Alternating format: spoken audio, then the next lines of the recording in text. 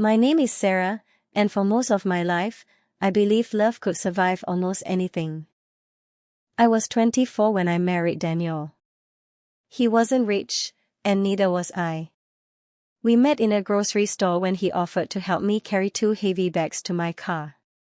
That simple kindness became coffee, then long evening walks, then a life. For 12 years, we built everything together. We rented a small townhouse in Columbus, Ohio. Daniel worked long hours as an electrician. I worked at a local elementary school as an office assistant. We weren't glamorous. We didn't travel. But we had laughter, cheap Friday night pizza, and quiet dreams. And then there was Ethan. Our son. He was born on a rainy October night, with a full head of dark hair and Daniel's eyes. The moment they placed him in my arms, I remember thinking, now I know why people keep going. For a long time, Ethan was the center of our world. He was bright, curious, and fiercely protective. Even as a little boy, he hated seeing me upset. If I cried at a sad movie, he'd bring me tissues and climb into my lap, even when he was too old for it. But children grow. And somewhere along the way, our happy little house changed. Daniel died when Ethan was 16. A drunk driver. Just like that. No warning. No final goodbye. 1 minute, I was waiting for him to come home from work. The next, I was sitting in a hospital hallway staring at white walls while someone explained words my mind refused to understand. After Daniel died, Ethan changed. He stopped talking much. He stopped smiling. He stayed in his room for hours. At first, I thought grief just looked different on him. Maybe it did. But grief slowly became anger. And anger slowly became distance. Still, I held on. When he turned 22, Ethan still lived with me. He worked part-time at an auto repair shop. He came home late. He barely ate dinner with me. But I told myself this was temporary. Then I met Michael. He was kind in a way that felt unfamiliar after so much pain. He was a widower. He worked at the hardware store near my school. We started with small conversations at checkout counters. Then coffee. Then longer conversations. For the first time in years, someone asked how I was doing, and waited for the real answer. I didn't plan to fall in love again. At first, I felt guilty. Then hopeful. But Ethan didn't take it well. The first time I mentioned Michael, Ethan went silent. The second time, he stood up from the table and left. The third time, he said words I still remember. You're replacing Dad. No, I said softly. That's not what this is. But Ethan's face hardened.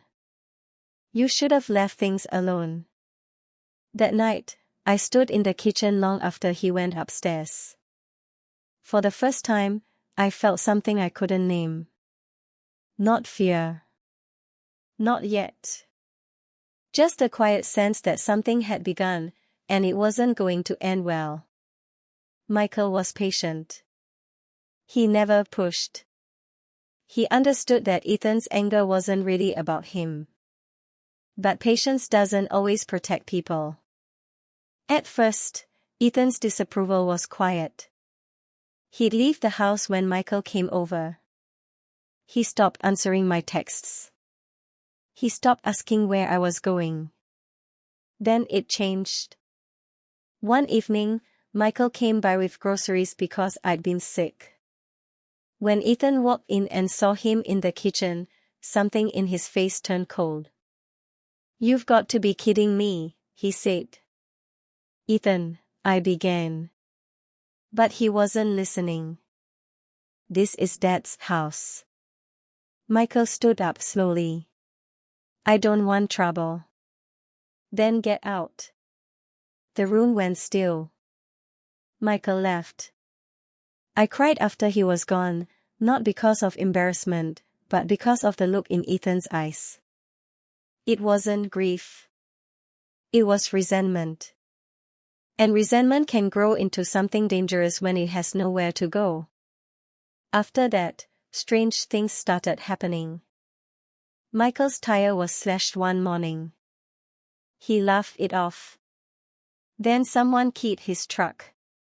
Then late one night, he got a call from a blocked number. No one spoke. He never accused Ethan. But I started to wonder. I told myself I was imagining things. Until the day I came home early. Ethan was in my bedroom. He wasn't supposed to be there. He was holding a small wooden box I kept in the closet, the one with old letters, photos, and the ring Daniel gave me before we married. "What are you doing?" I asked. He froze. Then, without looking at me, he said, "You don't get to erase him. I would never erase your father. You already are." He walked past me. That night, I couldn't sleep. And for the first time, I locked my bedroom door. A week later, Michael asked me to dinner. I almost said no. But I was tired of being afraid of my own life. That evening was the first time I smiled in weeks. And when I came home, the front porch light was broken. The front door was open.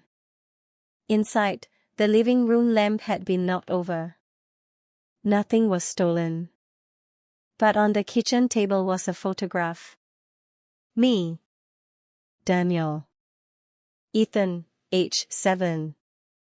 And across the picture, written in black marker. "Don't forget who we were." My hands shook so hard I dropped the photo. I called Ethan. He didn't answer. I called again. Nothing. At 2 a.m., I heard the front door open. He came in smelling like rain. I stood in the hallway holding that photograph. "Did you do this?" He looked at me. And didn't answer. That silence broke something inside me. After that night, the house felt different. Not angry. Worse. Uncertain. Like every room was holding its breath. Ethan and I barely spoke. Michael wanted me to stay with his sister for a few days. I refused. I kept telling myself, he's my son. But love can make you ignore what fear already knows. Then came the worst night. It was raining hard. Michael had come over to talk. Not about marriage. Not about the future. Just about what to do. He said gently, "Sarah, I think Ethan needs help." Before I could answer, the front door slammed open. Ethan stood there soaked through. His eyes went straight to Michael. And in 1 second, everything exploded. He lunged at him. I screamed. They crashed into the coffee table. Michael wasn't fighting back, just trying to hold him away. "Ethan. Stop." But Ethan wasn't hearing me. Then I saw it. A metal wrench in his hand.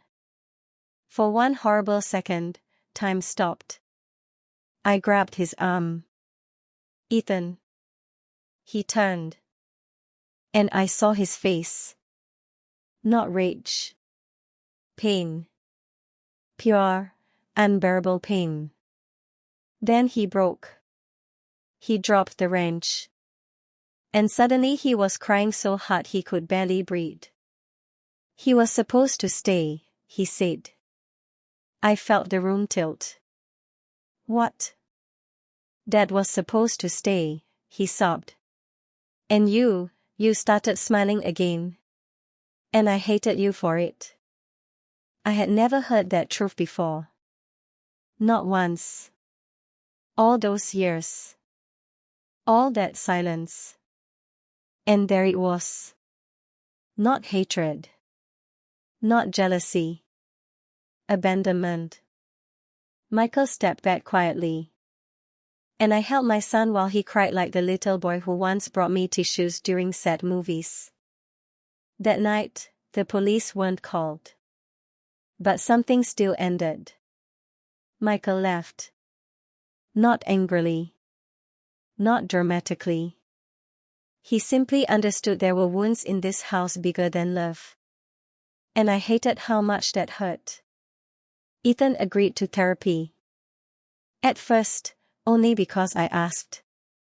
Then because, slowly, he began to understand what grief had done to him. What it had done to both of us. Healing wasn't quick. It wasn't beautiful. Some sessions ended in silence. Some ended in tears. Sometimes he'd apologize. Sometimes I'd realize I needed to. Because the truth was, I had spent years trying to survive. But I never truly asked how he was surviving. I had mistaken his silence for strength. And he had mistaken my moving forward for betrayal. Michael and I tried, for a while. We met for coffee once every few weeks. There was still warmth. Still care. But some timing can't be forced back into place. One afternoon, he smiled at me across a cafe table and said, "I think we met." Then I crossed the room and hugged him. And this time, when he hugged me back, it felt different. Not like a child holding on. Like a man finally letting go. That night, after he left, I sat alone on the porch. The air was cool. The street was quiet. And I thought about love. How people think love means never hurting each other.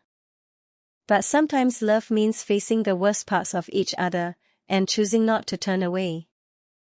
I never thought my son would go that far. I never thought grief could twist love into fear. But I also never thought healing could come after something so broken. It did. Not perfectly. Not completely.